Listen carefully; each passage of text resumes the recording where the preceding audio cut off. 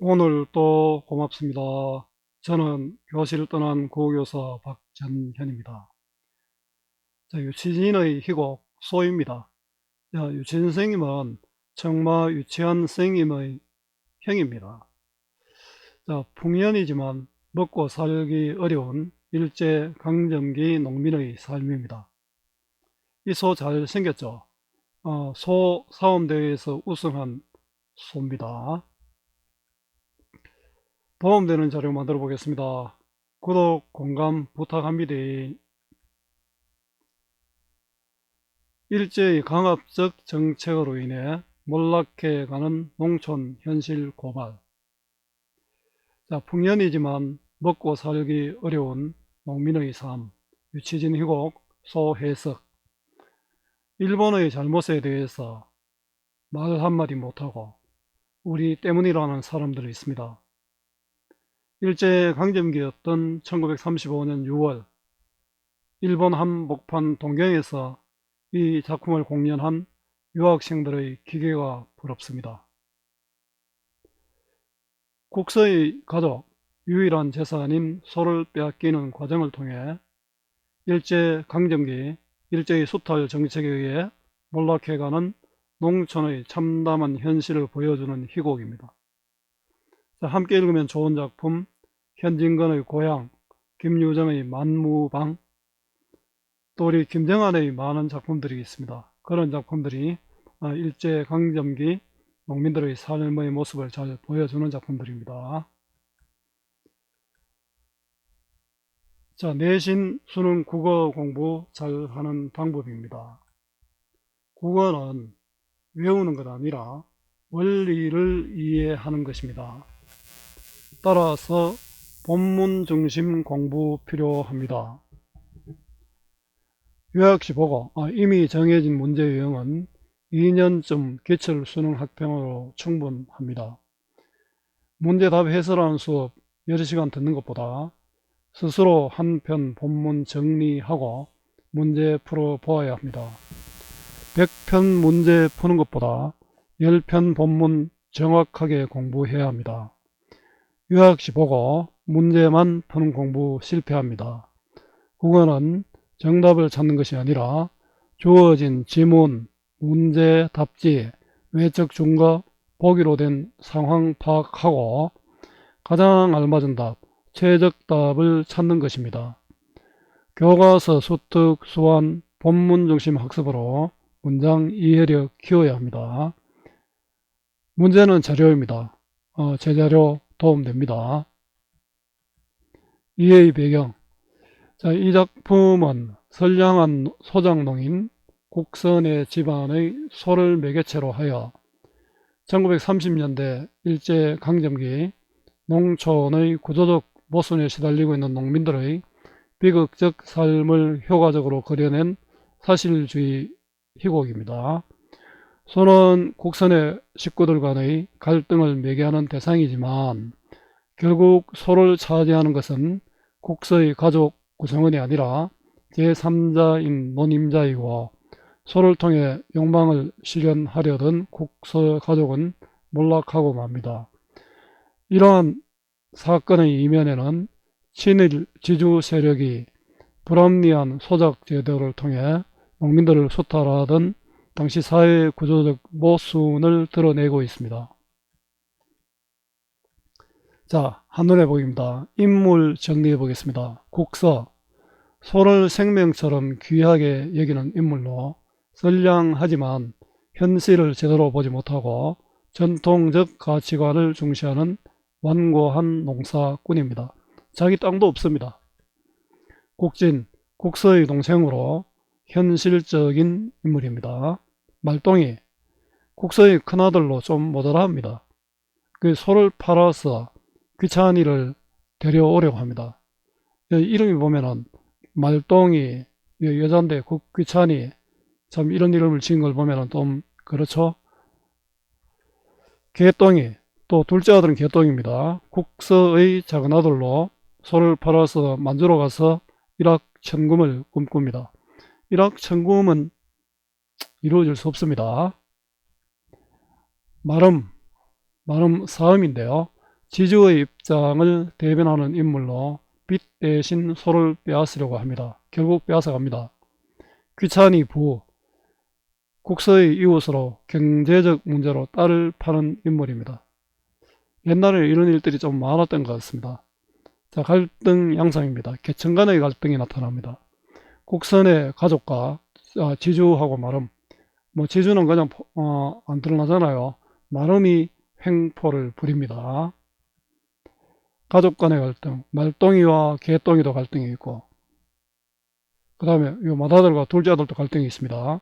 국서와 또 말똥이가도 갈등이 있고, 또 국진과 국서도 갈등이 있습니다. 소의 상징적 의미입니다. 농업을 위한 도구이고요. 자, 평화로운 농촌 공동체의 상징물입니다. 이걸 빼앗기는 거죠. 그 농사도 지을 수 없고 농촌 공동체의 평화도 사라집니다. 농촌 사회에서 삶의 기반과 같은 대상이고요. 요즘 트랙터가 하고 이렇지만 옛날에는 소가 아니면 또 사람이 할 수밖에 없잖아요. 일제강점기 일본으로부터 지켜야 하는 민족의 혼입니다. 자, 지금 민족의 혼에 대해서 생각 없는 사람들이 많아서 걱정입니다. 사건 전개입니다. 제1막, 국선은 소를 생명보다 더 아끼고 개똥이는 소를 팔아 돈을 벌러 집을 나가려 합니다. 제2막입니다. 소를 팔아 귀찬이네 빚을 갚기로 하고 혼인을 시키려 하나 마름의 농간으로 소는 그들의 손에 넘어갑니다. 3막, 소를 빼앗긴 국선회와 마을 사람들의 보람은 물거품이 되고 주제소에 불을 지른 말똥이는 주제소에 붙잡혀 갑니다. 이때 국선의 소는 마름을 들이받고 또 집으로 돌아옵니다. 근데 영 돌아온 건 아니겠죠. 줄거리입니다.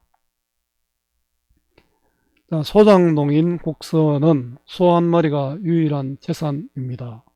국선은 소를 가고 있다는 것에 대해 자부심을 갖고 있지만 두 아들은 소를 팔 궁리만 합니다. 큰아들 말똥이는 귀찬이와 결혼할 사이인데 귀찬이는 농사빚 때문에 일본으로 팔려가게 되었습니다. 말똥이는 소를 판 돈으로 귀찬이네의 농사빚을 갚고 귀찬이와 결혼시켜달라고 조릅니다.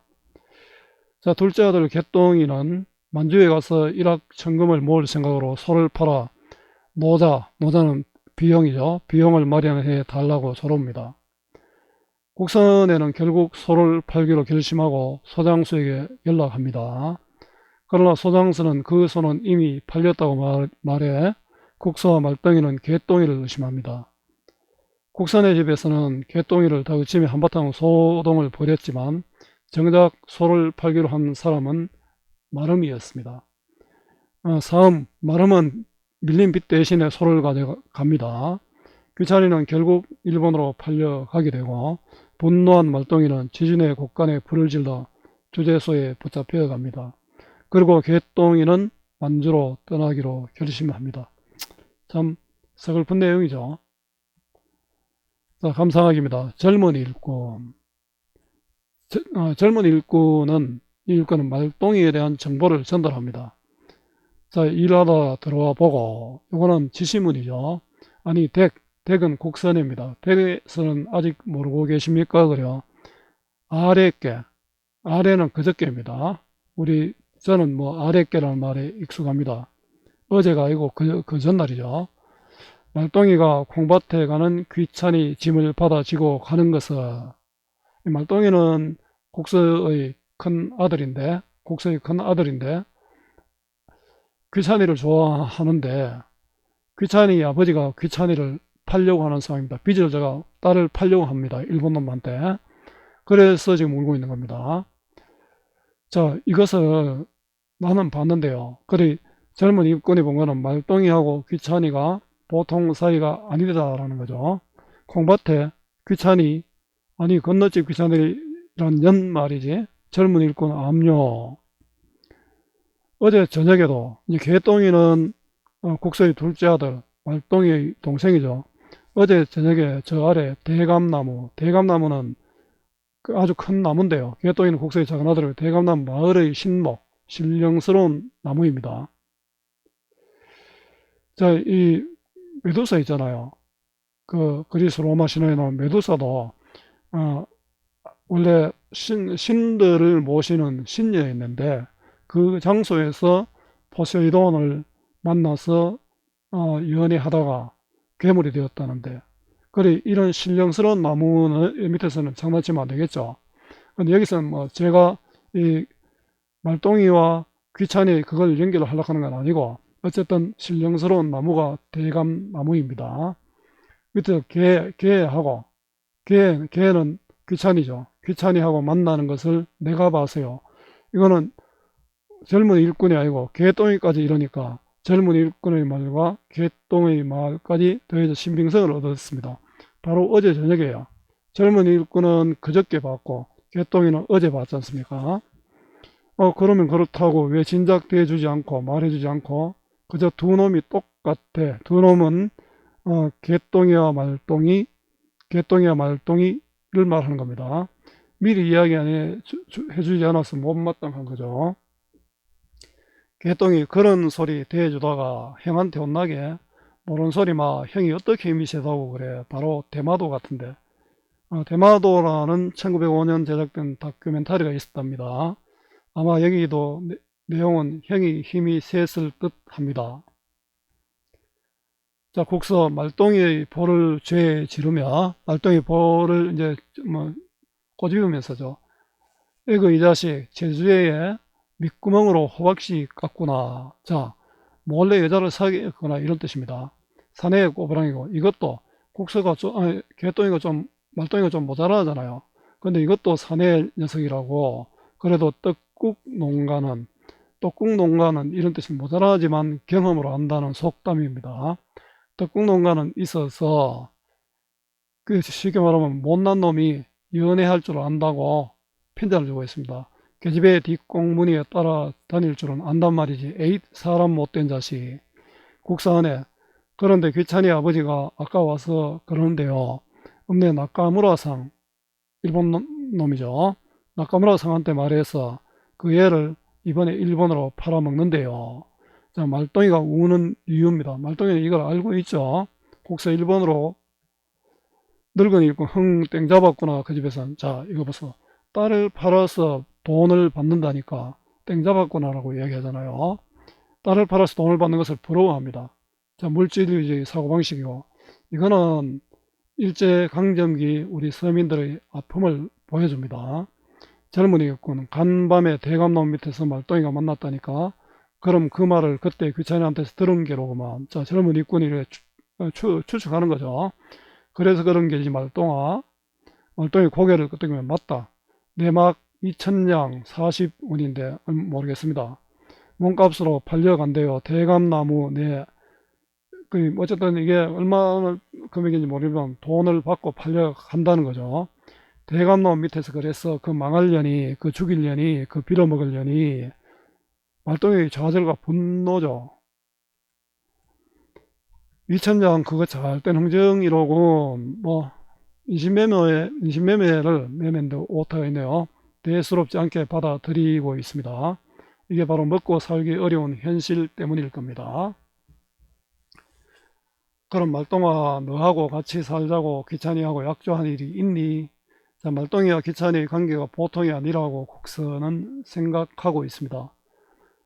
말똥이 서로 아버지 어머니한테 말해가지고 그래가지고 같이 살자고 철석같이 약조해서 그래놓고 그년이 그래요. 이놈아 정신 차려라. 그 집에서는 작년 재작년 흉년에 밀린 도지는 논밭을 빌린 대가로 해마다 내는 소정료입니다. 못 갚아서 자식을 판단다. 늙은 일꾼 그럼 댁에서 그 묵은 도지를 갚아줘. 그러면 세액실을 빼내올 수 있지. 이건 뭡니까? 돈을 대신 갚아줘라. 자, 귀찬이를 데려올 수 있는 방법입니다. 말똥이와 결혼 약속을 하고도 일본으로 팔려가게 된 귀찬이. 자, 국사안에 방에서 튀어나온 벌써 다녀오셨수? 자, 국서가 지금 돈을 빌리러 밖에 나갔다 온 것 같습니다. 아니야, 가다가 국진은 국서의 동생을 길에서 만났는데 마음 먹은 대로 변통이 안 됐대. 돈을 돌려 쓰는 것이 안 됐다. 돈을 빌리는 것이 안 됐대. 그러면 어떻게 해요? 돈이 안 되면 모레는 낙고무라상이 귀찬이를 데리러 온다는데, 귀찬이 몸값을 빌리려고 했지만 빌리지 못했죠.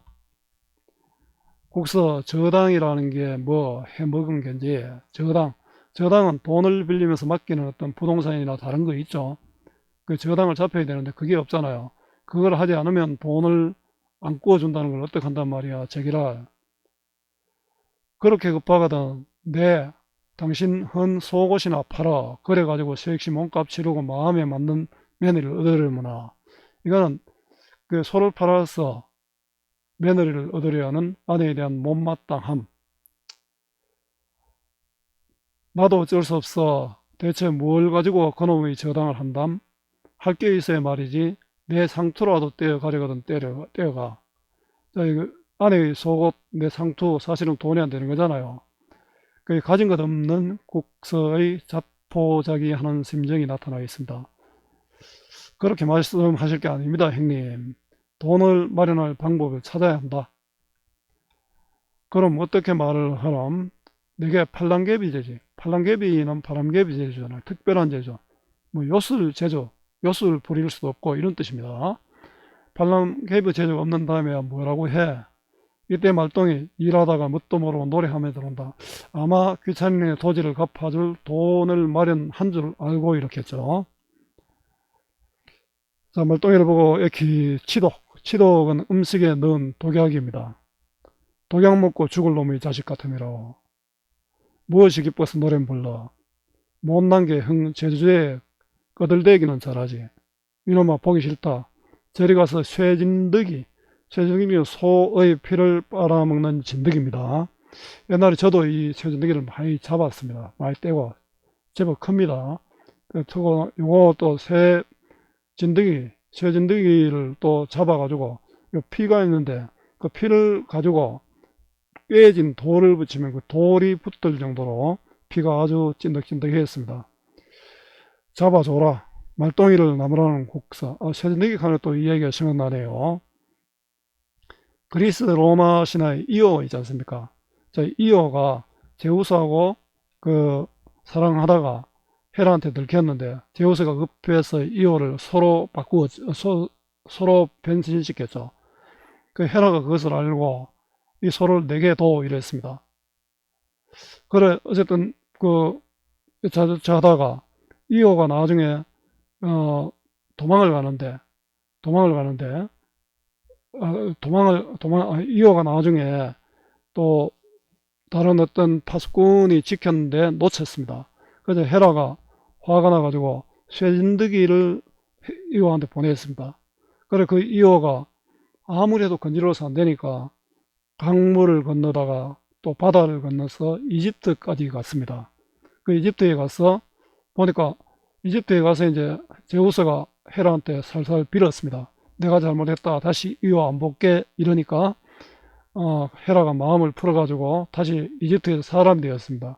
그 소가 사람이 되니까 이집트 사람들은 아주 특별하게 생각하겠죠. 그래서 이제 나일강의 신이 되었다라고 합니다. 말똥이 부르퉁퉁해져서 감나무 밑에 가버린다. 그러지 말고 형님 우리 소를 그만 팔기로 하는 게 어떨까요? 현실적 제안입니다. 아니 자네 미쳤나? 우리 소는 저 소의 사촌의 아버지의 근형이 소를 팔라는 것에 대한 강한 거부감입니다. 소의 내력을 말하고 있죠. 국진 도장관에서 1등상을 받았단 말씀이죠. 국서가 소 팔기를 거부하는 이유, 아주 좋은 소다. 아무리 그렇더라도 여기서 저 소를 파는 게 그중 상책 가장 좋은 대책이죠. 자, 여기서 누가 우리 소원대로 돈을 구워준다 합시다. 그러면 생각해 보세요. 대체 그 비싼 별리는 이자입니다. 우리가 어떻게 갚아낸단 말이에요. 별리가 본전이 되고 이자가 원금보다 많아지고 본전이 별리를 또 낳아서 이자가 원금보다 많아지고 이자가 자꾸 생겨서 언젠가는 팔아야 한다. 급기야 소를 팔지 않아서는 안 될 고비가 딱 적어야 말 겁니다. 그러니까 여기서 소를 파나 좀 두었다가 파나 팔기는 마찬가지죠. 안 돼. 이전부터 이런 말이 있어. 소는 농가의 명줄이야. 소 팔아먹고 살 때는 놈의 집안은 고금에 없거든. 소 팔기를 거부하는 이유입니다. 그래도 자식보다 소중하지 않겠지요. 말말게 세상에서는 자식 있는 것보다 송아지 가진 것을 더 중하게 여겨준다네. 자, 국서가 서로 팔기를 거부하는 이유입니다. 자식이 몇 놈 있어봐야 누가 문간에 송아지 한 마리 메어둔 것보다 낫게 봐주는지. 자, 그건 옳은 말입니다. 국서한테도 국서한테 동의하죠. 우리 집에 소 한 마리 키운다고 동리에서 우리를 부자라고 그러지 않아요. 국서의 말에 동의하는 아내. 자, 당시 농촌 사회에서 소의 상징적 가치를 보여주죠. 그리고 귀차니네 집에서도 우리 소 메어둔 걸 보고 색시를 준대요. 그렇겠지. 술집에서 내게 막걸리 잔 외상으로 놓는 것도 우리 집 소를 보고 놓는 거야. 국서 자네 같으면 얼마라도 외상으로 먹게. 자네한테 소가 있는 걸 이러거든. 그들이 어디 자식 보고 그런 줄 아나? 소가 있어서 대접받았던 국서의 경험입니다. 국제인 그야 소를 가지면 안 가진 것보다 훨씬 낫겠죠. 소의 가치에 대한 인정입니다. 그러나 이제 현실적 상황을 설명합니다. 그렇지만 형님, 이 판에 한원 수 없어요. 섹시 집에서도 도지를 못 갚아서 거리에 나앉는 변이 있더라도 그걸 참고 계집애를 주려고 하지 않았어요. 그러니까 정신없는 사람아, 이 조선 땅에서 누가 남을 위해서 제 몸을 바친 사람이 있어? 그 집에서 섹시를 주려는 것은 기왕 성금으로 몸값은 반이나 받아 쓰겠다. 그 쓴 돈은 우리가 갚아주려고 하겠다. 그러니까 그 집에서도 이리구나 저리구나 해대는 것 없거든. 그래서 섹시를 내놓는 거야. 국서가 생각하는 귀찮은 일을 주려고 하는 이유. 그 집은 손해볼 것이 없다. 국제님, 형님 이것 보세요. 형님이 아무리 저 소를 소중히 여겨도 우리 논 임자가 저걸 가만두지 않을 겁니다. 소를 팔지 않아도 뺏긴다는 겁니다. 알겠어요? 거기서는 묵은 도지를 어떻게 해서든지 금년 안으로 받아내려고 하지 않아요. 내년부터는 무슨 법령이 걸린다고. 그 지주들 세력에 맞게 바뀌는 법령입니다. 우리 현대사회도 마찬가지입니다. 요즘 뭐 보면은 미국도 법령을 마음대로 만들어 가지고 약소국을 힘들게 하는데요. 전부 자기 이익입니다. 우리나라도 법령은 그 가진 자들 위주로 되어 있습니다. 자, 이런 좋은 핑계를 앞두고 그 영리한 양반들이 우리 소를 제자리에 도둑했어요. 쑥스러운 생각이에요. 자, 법령이 지주 세력에 막 바뀌는 것에 대한 어떤 비판도 들어 있습니다. 참, 아까 마름은 지주의 심부름꾼이죠. 여간 노하고 화내고 가지를 않았다고 그 묵은 도지 때문에. 자, 이거는 국진의 예상을 뒷받침하는 사건입니다. 결국은 이 마름 지주가 소를 팔아버립니다. 국진이 저것 보세요. 악바리한테 걸려서. 악바리 나쁜 놈이죠. 그 마름의 행포가 굉장히 심하다는 거죠. 형님, 이럴 적에 마음을 뚝 잘라버려요. 내 소를 파세요. 소를 팔지도 못하게 됩니다. 하긴 그래, 묵은 도지가 걱정이야. 국서도 현실의 문제에 동의합니다. 그리고 어디 자기 소가 있어야 농사를 지으란 법이 없죠. 명년부터는 남의 병작소는 다른 사람의 소를 맡아 기르면서 일을 시키고 이익을 주인과 나누는 소입니다. 그래도 농사짓는 걱정 없지 않아요. 자, 국진의 대안 제시입니다. 소를 팔자고 국서를 설득하는 국진입니다. 그러나 소를 팔지도 못하고 마름에게 빼앗겨버립니다. 그리고 말똥이는 경찰서, 요즘 말하면 경찰서죠. 주재소를 불태우고 지주 집에 가서 불을 찔러버리고 주재소 경찰을 붙잡혀가고, 개똥이는 만주로 떠나가고 소도 없어지고, 뭐 그 다음 모르겠습니다. 답답하죠. 희극입니다. 장막극은 2막 이상으로 이루어진 극입니다. 자, 2막 이상으로 이루어진 극이고요. 비극이죠. 또 사실주의 극이 됩니다. 성격은 사실적이고 현실 고발적이고 또 좀 웃기기도 합니다. 해학적입니다. 주제는 가난에 시달리는 일제강점기 농촌의 현실입니다. 소를 빼앗긴 국서 일가의 몰락과 비애입니다. 일제강점기 농민들의 비참한 생활상, 농민들만 아니죠. 우리 전체 국민들의 어려움입니다. 친일 지주 세력에 의해 수탈당하던 일제강점기 농촌의 현실입니다. 특징입니다. 1930년대 가난한 농촌을 배경으로 한 사실주의계열의 장마크, 소를 둘러싼 가족의 분열과 계층 간의 대립이 반전을 거치면서 사건이 진행된다. 결국은 덕을 보는 건 지주 나름이죠. 소에 대한 가족 간 갈등을 통해 농촌 경제에 있어서 소의 중요성을 보여줍니다. 소작인과 지주 사이의 계층적 갈등을 통해 식민지 현실의 모순과 부조리를 드러내고 있습니다. 농촌의 구조적 모순에 시달리고 있는 일제강점기 농민들의 비극적 삶을 사실적으로 보여주고 있습니다. 고난과 해악이 어우러진 역설적 상황을 근간으로 한 작품이고요. 비극적 내용이지만 해악과 익살 등 희극적 요소가 자아내는 비장미로 비극성을 더 고조시키고 있습니다. 풍년이지만 농민은 먹고 살기 어려운 역설적 상황을 통해 농촌의 현실을 고발하고 있습니다. 일상적인 구어체와 사투리의 사용을 통해 인물의 성격을 드러내고 사실성을 높이고 있습니다. 수고 많았습니다. 제가 살아있는 한 좋은 자료로 보답하겠습니다. 어디서나 검색은 박전현입니다.